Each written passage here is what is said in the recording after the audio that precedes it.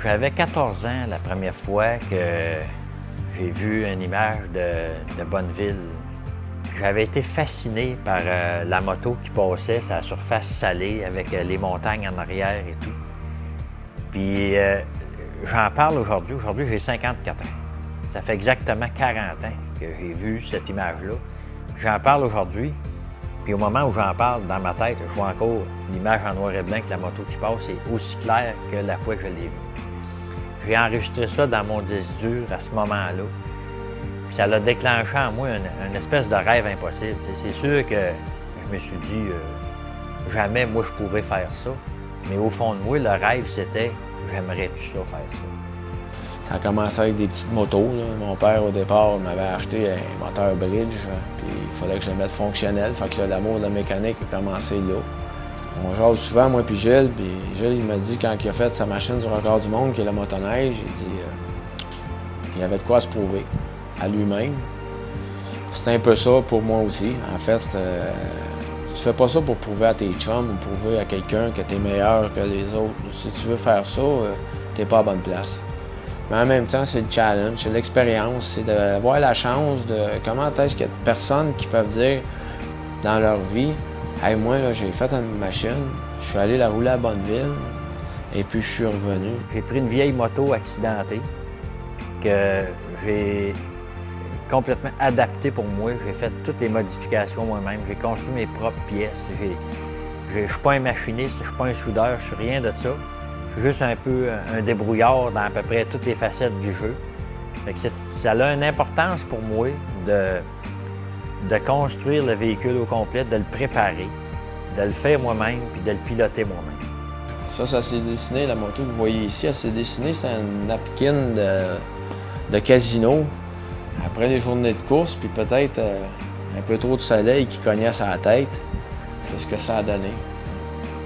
C'est ce qui se produit quand je pense, deux personnages qui veulent faire différent se rencontrent. Quand tu regardes les cylindres, on rallonge les cylindres, on change les strokes.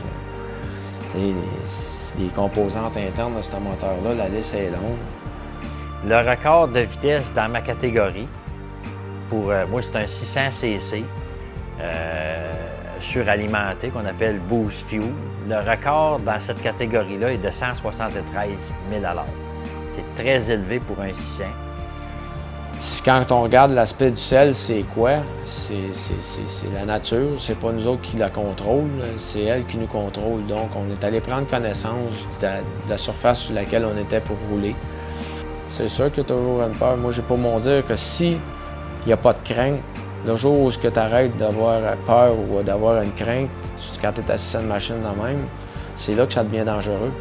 Quelqu'un qui vit intensément. Je veux pas manquer une seconde. Fait que je veux pas arriver là-bas et pas être en forme. Cette partie-là, il faut qu'elle soit réglée. Il faut que la moto soit en forme, il faut que le papy soit en forme. Je veux avoir du plaisir, je veux triper, je veux absolument rien manquer. Il n'est pas question de compromis. Ça demande de la planification. On est loin. Ici, en atelier, c'est le fun, on a tout à portée de main. À Bonneville, tu es dans le milieu, tu n'as pas un arbre, tu es au gros soleil, et puis tu te dois de partir avec une machine qui est quand même bien montée, bien calibrée pour être performant. On planifie, nous, avec l'équipe de G-Force, un voyage, on emmène du monde. En fait, on a 10 motos, une van, on a 10 motos avec 10 personnages différents qu'on appelle nos ambassadeurs, qu'on emmène là-bas, mais juste ce planning-là, ça suscite beaucoup d'énergie, beaucoup de téléphones, beaucoup d'organisations. Le monde trouve ça, au moment présent, c'est nouveau dans le milieu, ça n'a jamais été fait. Est-ce que ce record-là est à ma portée? Ça, je pense que oui. Puis je veux voir où je me situe là-dedans.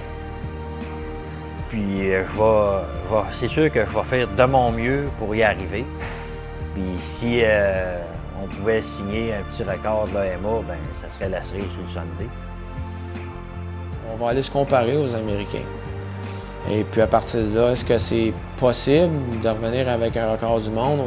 De son côté, je pense qu'il y a des bonnes chances qu'il puisse arriver à atteindre une vitesse ou un record du monde. De notre côté, nous autres aussi, avec ce qu'on est allé voir, je penserais bien que dans ce qu'on est inscrit, nous autres, en classe 650, moto à push-rod, boost fuel, avec un supercharger, on a des bonnes chances de revenir avec quelque chose de bien. Ça serait le fun.